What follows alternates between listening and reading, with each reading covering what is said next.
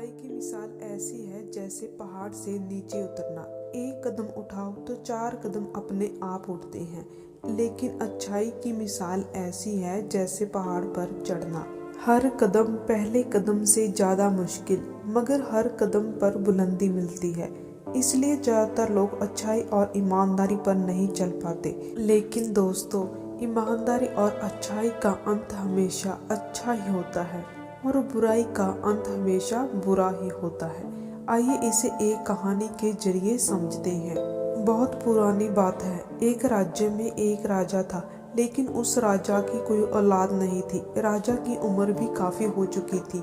तो राजा ने सोचा कि मेरे बाद राज्य को संभालने के लिए कोई राजकुमार चाहिए। उसने सारी प्रजा में ऐलान कर दिया कि राज्य में जितने भी युवक हैं, सभी को मेरे दरबार में ले आओ। जब राज्य के सभी युवक दरबार में पहुंचे तो राजा ने सभी को एक एक गमला और एक एक बीज दिया और सभी को 6 महीने का समय दिया और कहा कि जिसका पौधा सबसे अच्छा होगा और जिस पर सबसे ज्यादा फूल होंगे, उसे हमारे राज्य का राजकुमार घोषित कर दिया जाएगा। ये बात सुनकर सभी बहुत हैरान हुए और बहुत खुश भी। उनमें से एक युवक बहुत गरीब था। उसके पिता एक मजदूर थे। उसे खुशी तो हुई, लेकिन उसने सोचा कि कहाँ राज्य के एक से बढ़कर एक युवक और कहाँ मैं एक मजदूर का बेटा। लेकिन राजकुमार कौन नहीं बनना चाहेगा। तो उसने भी सोचा कि कोशिश तो करनी चाहिए। ये युवक बहुत ही ईमानदार और मेहनती था।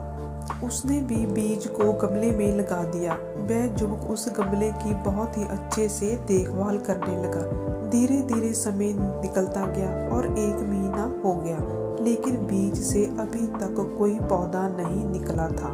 अब उसने और खाद डाली और ज्यादा अच्छे से देखभाल करने लगा।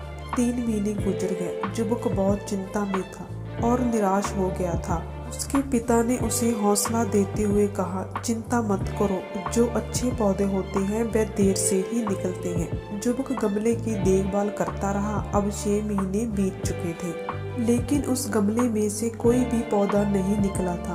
वह युवक बहुत निराश था और रो रहा था।